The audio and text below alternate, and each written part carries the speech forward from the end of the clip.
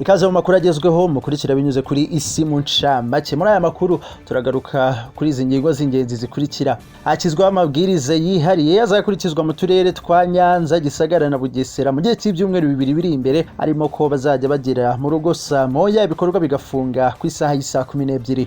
Naho muri Nyagatare abagabo ngo bakomeje kwahukana ku bwinshi bakigira iwabo. Mu mujyi wa Kigali bane bakekwaho gushikuza telefone z'abaturage batawe muri yombi. Naho muri Uganda Perezida Museveni yemeye ko mu matora aheruka ya perezida habayemo uburiganya butandukanye. Aya makuru hamwe n'andi kuri burambuye ari mu kanya, ntujye kure, njye yakugezaho. Nitwa Abraham Uwimana, naho iyi ni isi mu ncamake.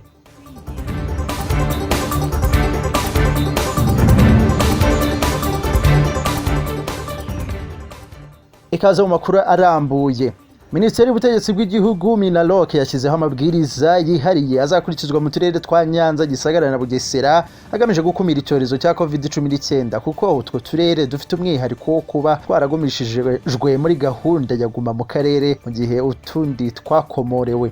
Inama y'abaminisitiri yateranye kuri uyu wa mbere yafashe ingamba nshya zo kwirinda icyorezo cya coronavirus, aho yakomoreye ingendo zihuza umujyi wa Kigali n'intara ndetse n'uturere dutandukanye, ariko uturere twa Nyanza, Gisagara na Bugesera tugashyirirwaho umwihariko kuko tutemerewe kugerwamo nk'utundi.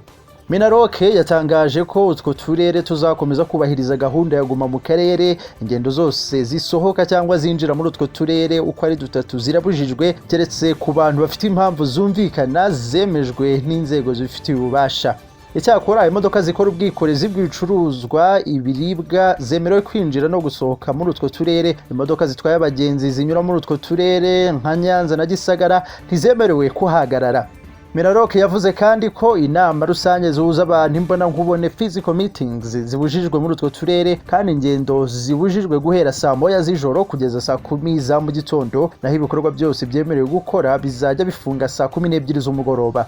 Abatuye muri utwo turere uko ari dutatu bibukijwe ko usibye ayo mabwiriza yihariye abareba, indi myanzuro y'inama y'abaminisitiri yateranye kuwa 15 Werurwe 2021 izakomeza kubahirizwa ukwiri.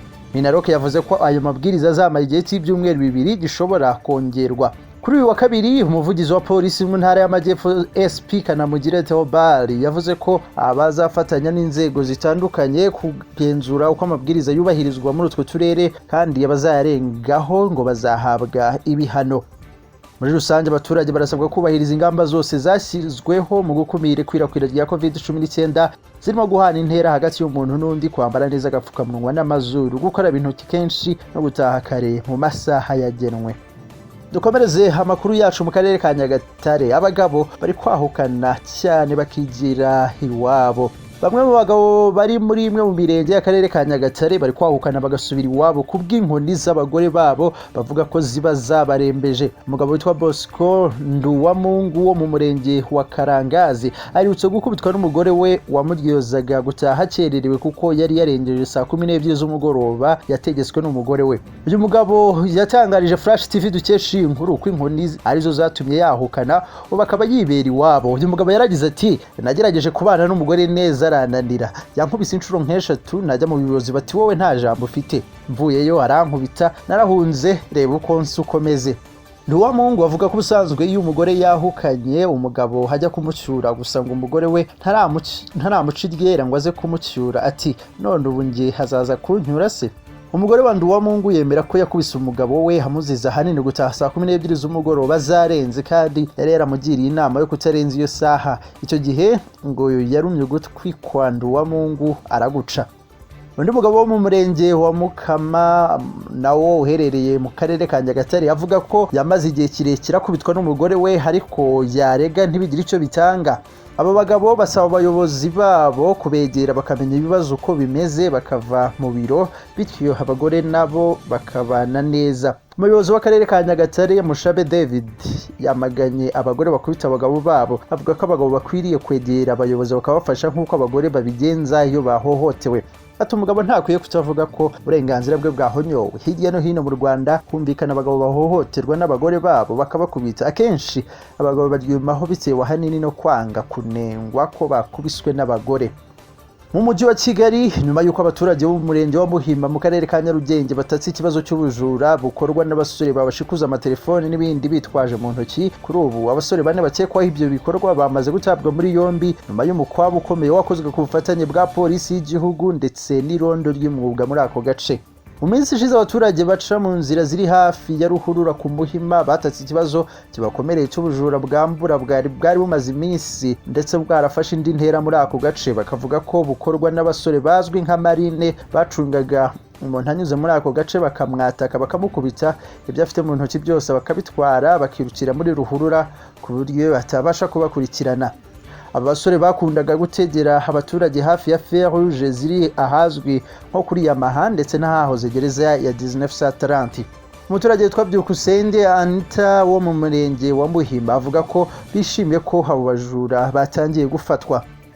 Umunyamabanga nshingwabikorwa w'umurenge wa Muhima Mukandori Grace yavuze ko batangiye kohereza abanyerondo ahantu hatandukanye hakunda kubera ubwo bujura kandi ngo biri gutanga umusaruro. Ati abajura bo barahari ariko baturuka hirya no hino, kumva mu mwanya bashikuje umuntu telefone barirutse bijya bibaho, ariko niba mujya mukurikirana neza murabibona ko natwe twabihagurukiye. Ubu nta munsi n'umwe tudakora imikwabo. Icyo twakoze twabanje gufata abanyerondo tubambika imyenda isanzwe bagiye mu kazi kugira ngo akazi kabashe gukorwa neza, bashobore gufata abo bajura batabikanze ngo biruke. Yongeyeho ko bafite itsinda ry'abantu 10 bashinzwe ibikorwa by'imikwabu yo gufata abajura n'abacururiza mu kajagari, ku buryo ibyo bikorwa bisa nk'ibyagabanyutse ugereranyije na mbere muri aka gace kari munsi y'ahakorerwa ubucuruzi bukomeye mu mujyi wa Kigali hazwi nka downtown. Dukomeje n'amakuru yacu, dukomeze kuyavugwa hanze y'u Rwanda. Mu gihugu cya Uganda, perezida w'icyo gihugu Yoweri Kaguta Museveni yatangaje ko amatora y'umukuru w'igihugu aherutse kuba yabayemo uburiganya burimo gupfundura udusanduku twitora no kwiba amajwi.